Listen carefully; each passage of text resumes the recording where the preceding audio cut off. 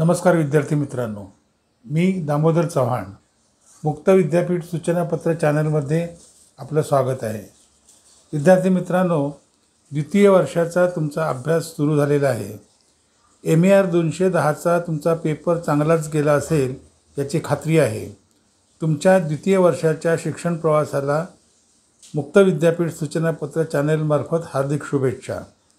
तर विद्यार्थी मित्रांनो, तुम्हाला अभ्यासात मदत व्हावी म्हणून आम्ही धमाल प्रकाशनातर्फे मुक्त विद्यापीठाच्या अभ्यासक्रमावर आधारित काही मार्गदर्शक पुस्तिका प्रकाशित केलेल्या आहेत। या मार्गदर्शक पुस्तिकांची ओळख करून देण्याचा हा प्रयत्न आहे।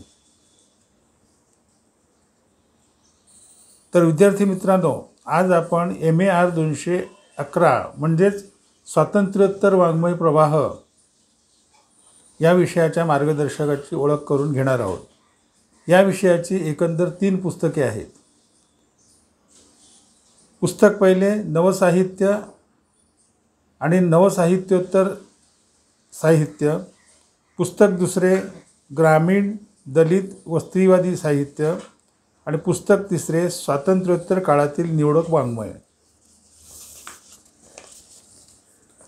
मित्रांनो, कोरोनाच्या महामारीमुळे विद्यापीठाने लघुत्तरी प्रश्नांसाठी परीक्षा घेतल्या होत्या, परंतु यापुढे दीर्घोत्तरी प्रश्नांसाठी परीक्षेचा पॅटर्न पुढीलप्रमाणे राहील।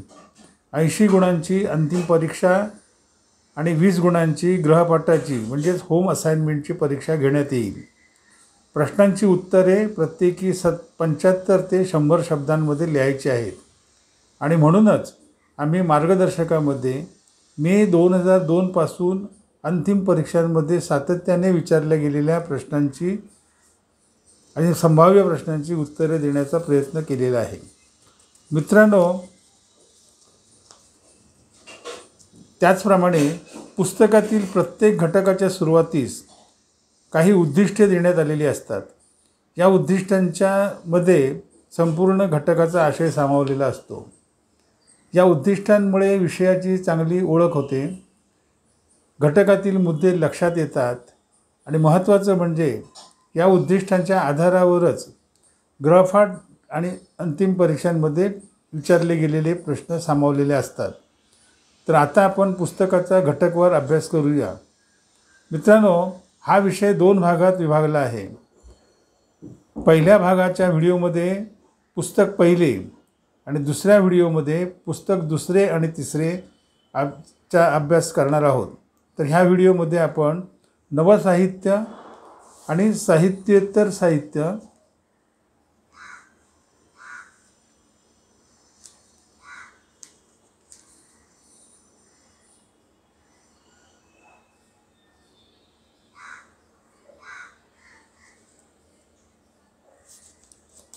या पहिल्या पुस्तकाची ओळख करून घेऊया।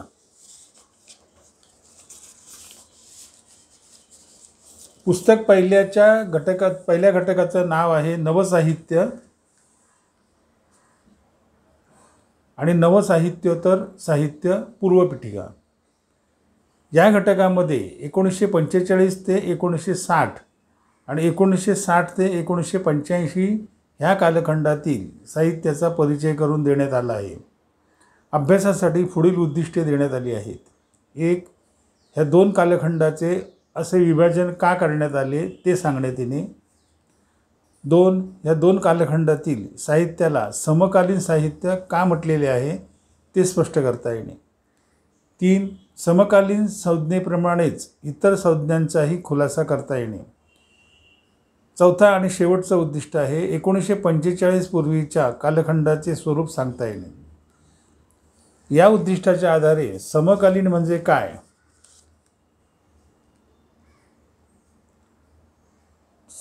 या उद्दिष्टांच्या आधारे समकालीन म्हणजे काय, 2 कालखंड कोणत्या अर्थाने मानले जातात,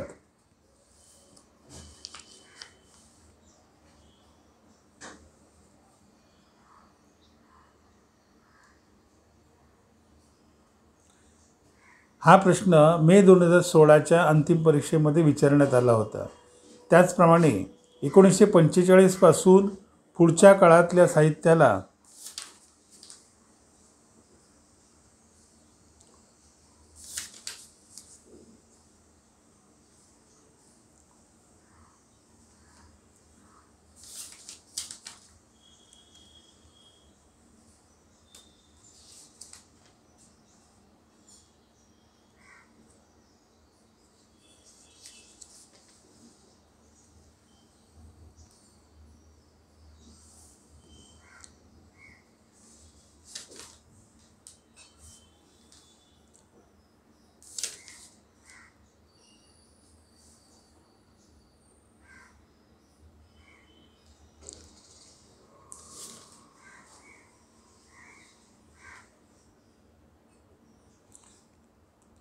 1945 पासून पुढच्या काळातल्या साहित्याला कोणती संज्ञा मानली गेली आहे हा प्रश्न मे 2014 आणि मे 2016च्या परीक्षांमध्ये विचारला गेला.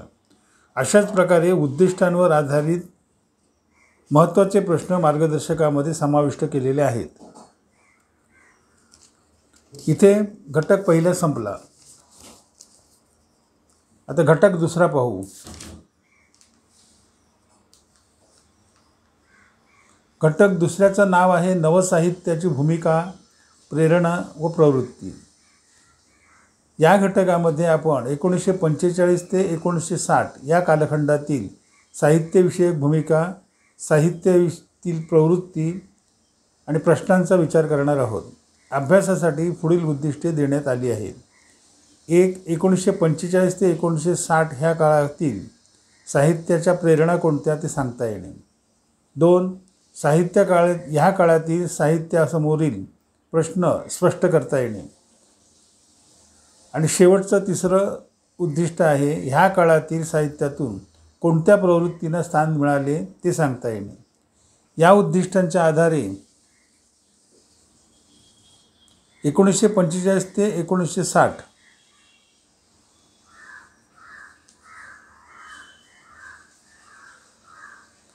1945 ते 1960 ह्या कालखंडात साहित्यविषयक भूमिका कोणती होती हा प्रश्न मे 2002,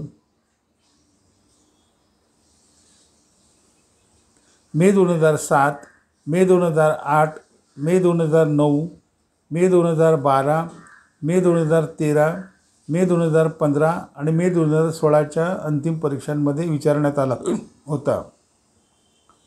त्याचप्रमाणे 1947 ते 1960 ह्या कालखंडातील साहित्यामध्ये कोणत्या प्रवृत्ती व प्रश्नांचे दर्शन घडते हा प्रश्न मे 2012च्या परीक्षेत विचारला गेला. अशाच प्रकारचे इतर महत्त्वाचे आणि संभाव्य प्रश्न धमालच्या मार्गदर्शकामध्ये समाविष्ट केलेले आहेत. इथे घटक दुसरा संपतो. घटक तिसऱ्याचं नाव आहे बदललेले जीवन संदर्भ आणि नवे वाङ्मयीन प्रवाह, नवसाहित्याचे स्वरूप. ह्या कालखंडाच्या सुरुवातीला दुसरे महायुद्ध, भारतीय स्वातंत्र्य लढा, भारत पाकिस्तान फाळणी आणि महात्मा गांधींची हत्या अशा मने हेलावणाऱ्या घटना घडल्या होत्या. त्याचा साहित्यावर प्रभाव पडत होता. ह्या गोष्टींचा अभ्यास करणार आहोत. अभ्यासासाठी पुढील उद्दिष्टे देण्यात आलेली आहेत. 1. 1945च्या आसपास बदललेल्या जीवनसंदर्भांचा साहित्यात निर्माण झालेले नवीन प्रवाह स्पष्ट करता येणे. 2. ह्या काळातील वाङ्मय निर्मितीतील नव्या निर्मितीचे स्वरूप स्पष्ट करता येणे. 3. 1945 नंतरच्या साहित्याचे त्यापूर्वीच्या साहित्याबाबतचे वेगळेपण स्पष्ट करता येणे. आणि चौथं उद्दिष्ट आहे साहित्याच्या आशय आणि अभिव्यक्तीतील बदल स्पष्ट करता येणे. या उद्दिष्टांच्या आधारे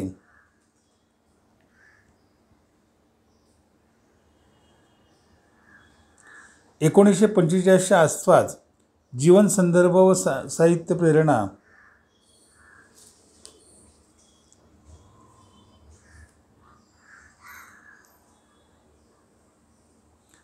1945च्या आसपास जीवन संदर्भ व साहित्य कोणत्या पार्श्वभूमीच्या आधारे बदललेले दिसून येते हा प्रश्न मे 2002, मे 2008, ऑक्टोबर 2009 विचारला गेला होता.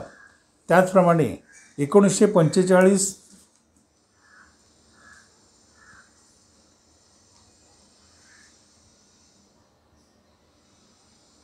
ते 1960च्या कालखंडातील नव्या प्रवाहातील कवितेची कोणती वैशिष्ट्ये होती हा प्रश्न मे 2006, मे 2007, मे 2009, मे 2011, मे 2012, मे 2014, मे 2015 आणि मे 2016च्या अंतिम परीक्षांना विचारला गेला होता. असेच महत्त्वाचे प्रश्न मार्गदर्शकात दिलेले आहेत. इथे घटक तिसरा संपतो. आता घटक चौथा पाहूया.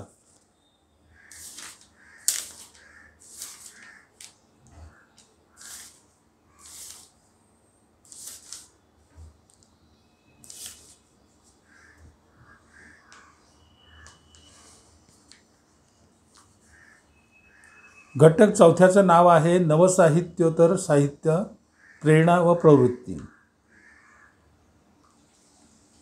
स्वातंत्र्योत्तर कालखंडातील वाङ्मयावर अनेक वैचारिक प्रवाहांचा प्रभाव पडलेला जाणवतो. निरनिराळ्या वैचारिक वादांमधून साहित्यिकांनी प्रेरणा घेऊन लेखन केलेले आहे. या घटकात त्याचा विचार करण्यात आलेला आहे. अभ्यासासाठी पुढील उद्दिष्टे दिलेली आहेत. 1. 1960 नंतरच्या काळातील विचारप्रवाहांची माहिती सांगता येणे. 2. 1960 नंतरच्या साहित्यात झालेले बदल स्पष्ट करता येणे. आणि तिसरं उद्दिष्ट आहे साहित्य प्रकारांच्या संकल्पनेमध्ये कोणकोणते बदल झाले ते सांगता येणे. या उद्दिष्टांच्या आधारे स्त्रीमुक्ती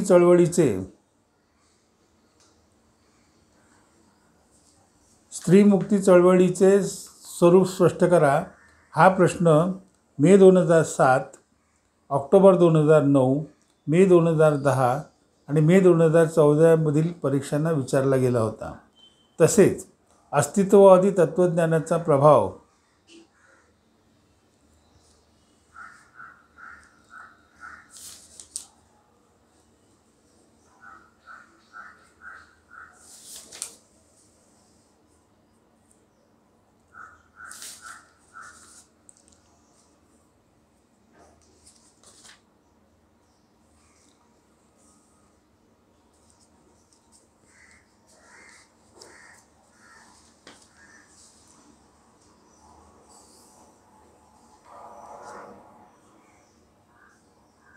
तसेच अस्तित्ववादी तत्त्वज्ञानाचा प्रभाव साहित्यावर कसा दिसून येतो हा प्रश्न मे 2006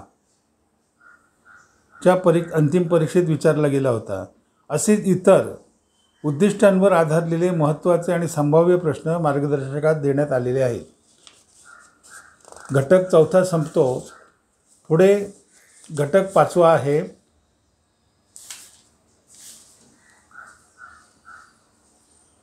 घटक पाचव्याचं नाव आहे नवसाहित्योत्तर साहित्याचे स्वरूप. या घटकामध्ये नवसाहित्योत्तर कालखंडातील मार्क्सवादी, अस्तित्ववादी, देशीवादी, जनवादी, स्त्रीवादी, विज्ञानवादी आणि आंबेडकरवादी नव्या साहित्य प्रवाहाबरोबरच परंपरेने चालत आलेला रंजनवादी लोकप्रिय साहित्य प्रवाहाचा विचार केलेला आहे. अभ्यासासाठी पुढील उद्दिष्टे देण्यात आलेली आहेत. 1. नवसाहित्योत्तर साहित्याचे स्वरूप स्पष्ट करता येणे. आणि 2. नवसाहित्योत्तर साहित्याची वैशिष्ट्ये स्पष्ट करता येणे. या उद्दिष्टांच्या आधारे नवसाहित्याच्या निर्मितीमागील विविध प्रेरणा व प्रवृत्तींचा आढावा घ्या. हा प्रश्न मे 2016च्या अंतिम परीक्षेला विचारला गेला होता. त्याचप्रमाणे 1960